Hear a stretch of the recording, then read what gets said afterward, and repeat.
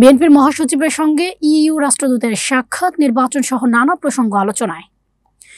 বিএনপির মহাসচিব মির্জা ফখরুল ইসলাম আলমগীরের সঙ্গে সাক্ষাৎ করেছেন বাংলাদেশে নিযুক্ত ইউরোপীয় ইউনিয়নের ইইউ রাষ্ট্রদূত মাইকেল মিলার।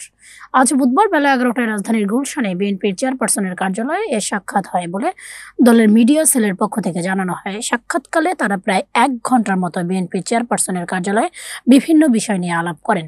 এ সময় বিএনপির পক্ষে উপস্থিত ছিলেন দলটির স্থায়ী কমিটির সদস্য, চেয়ারপারসনের পররাষ্ট্র বিষয়ক পরামর্শ কমিটির সদস্য আব্দুল মঈন খান, আমির খসরু মাহমুদ চৌধুরী, বিএনপি সাংগঠনিক সম্পাদক ও চেয়ারপারসনের পররাষ্ট্রনীতি বিষয়ক বিশেষ সহযোগী উপদেষ্টা কমিটির সদস্য শামা ওবায়েদ।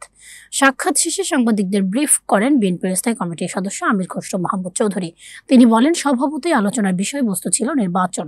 সবাই ফেব্রুয়ারি নির্বাচন নিয়ে আগ্রহ ভরে অপেক্ষা করছেন। এছাড়া বাংলাদেশের নির্বাচনী প্রক্রিয়া নিয়ে দীর্ঘ আলোচনা হয়েছে বলেও জানান তিনি। বাংলাদেশের আসন্ন নির্বাচনে ইইউ তাদের পর্যবেক্ষক পাঠাবে এমন তথ্য উল্লেখ করে আমির খসরু বলেন, বাংলাদেশের নির্বাচনে ইইউর একটি অবদান সব সময় থাকে। তারা একটি সুষ্ঠু ও স্বচ্ছ নির্বাচনের অপেক্ষায় আছে।